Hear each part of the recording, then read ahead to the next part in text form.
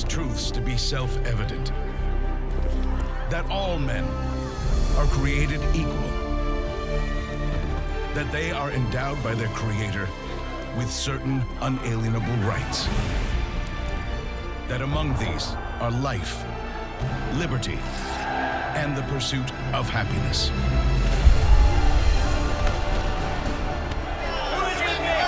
Denounce the crown and its tyranny. And it is our duty and our obligation. Enough is enough. Stand your ground! They fight for a king. We're fighting for a country. They want blood!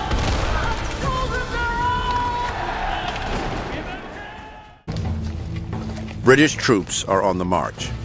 Colonial militia are arming and stockpiling ammunition for what many fear is an inevitable showdown. British Commander General Thomas Gage has ordered his soldiers to capture a huge hidden store of gunpowder in Concord, a Massachusetts village 20 miles west of Boston. The British detachment that marches out of Boston, roughly 800 soldiers, march out knowing that the countryside is on the verge of armed action. Once Gage sends that mission out, he really has set into motion a chain of events that is beyond his ability to control.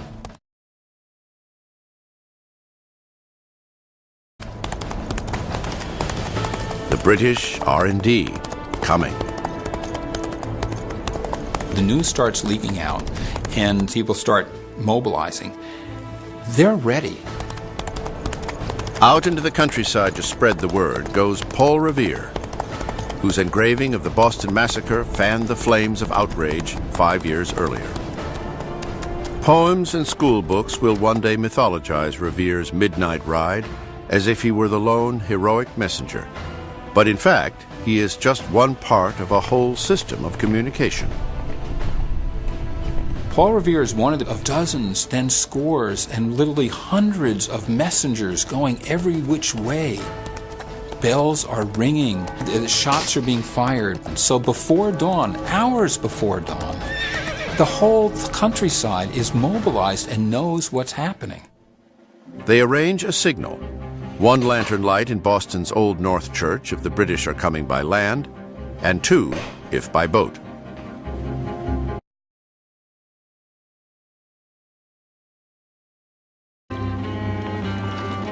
British troops row to the Cambridge side of the Charles River and wade through reeds and thick marshland to begin their overnight march to Concord. At around 1 in the morning at Lexington, Massachusetts, farmers, blacksmiths, and shopkeepers gather to intercept the British at Lexington Green. 130 civilians, some too old, some too young, most with no formal military experience, stand ready to risk it all against the world's most feared army. These were men who literally felt under attack. And in fact, they were under attack. The British Army were walking out to seize colonial property, and they felt compelled to defend it. 2 a.m. After an hour of waiting, no sign of the British. The night's chill sends many home. Others choose nearby Buckman's Tavern to await another alarm. Most hoping it will never come.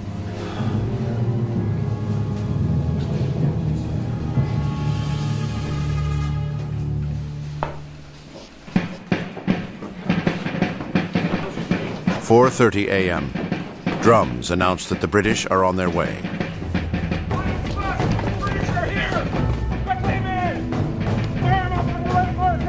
I'm sure the mood on Lexington Green was extremely tense. The best trained, most professional army in the world is bearing down on them. So even though they were fired up with a great sense of injustice, they were probably nervous. And if they weren't, they should have been. That's it. Okay. Step back, lads. Step back.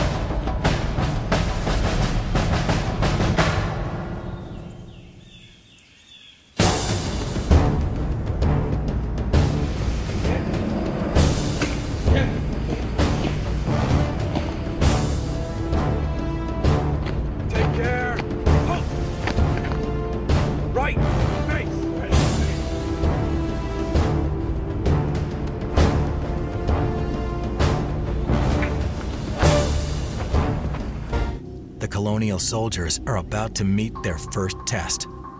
In a field outside Lexington, 77 militiamen have gathered to block the Redcoat advance towards Concord. John Parker, leader of the Minutemen, knows the British outnumber his forces 10-1. He doesn't expect to defeat them. He just wants to send a message. We're here, we have guns, and we're going to resist. Major John Pitcairn, who commands the British troops, doesn't want to fight in Lexington. Running behind schedule, his goal is to secure a bridge farther west in Concord, but Pitcairn is forced to respond to the Minutemen's blockade.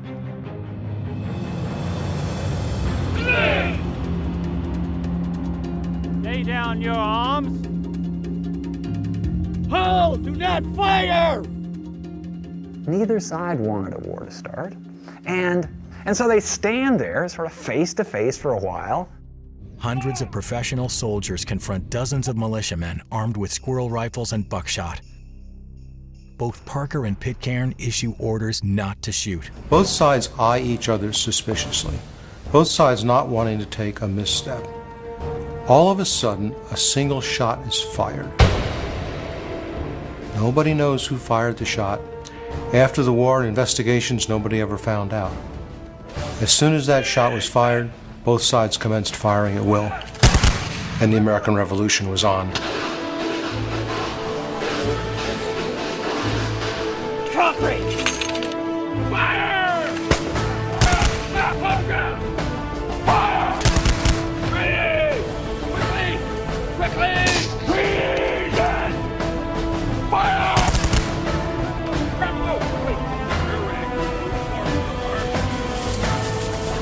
In less than 2 minutes, 8 militiamen lay dead, 10 wounded. It really lit up the newspapers everywhere. Blood had been shed, and there was really no looking back after that. But it's not over. The British continue their advance to get what they came for: the colonial ammunition stored in nearby Concord. Along the way, detachments of redcoats storm into local homes and ransack for weapons.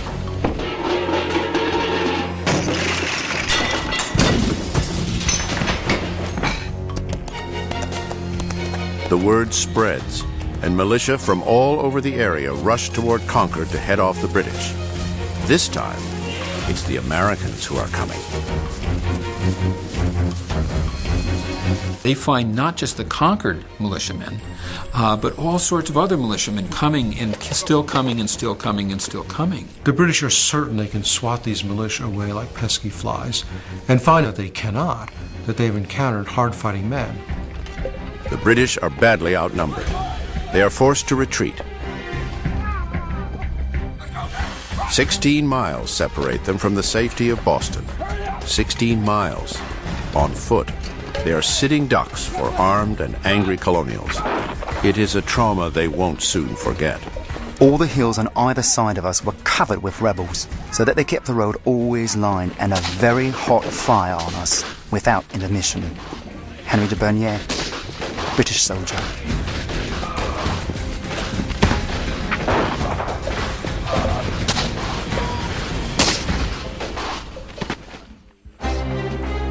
"20 hours of constant barrage bring heavy losses to the beleaguered British. 73 dead, 174 wounded, and 26 missing. The Americans suffer 49 killed, with 40 wounded and 5 missing. By the time British soldiers get back to Boston, the colonials have the city surrounded, with militia from neighboring colonies on their way. Gage and his troops are trapped, with their backs to the sea. The rebels have added insult to outrage. They have possessed the roads and other communications by which the town of Boston was supplied with provisions, and with a preposterous parade of military arrangement they have affected to hold the army besieged. Thomas Gage.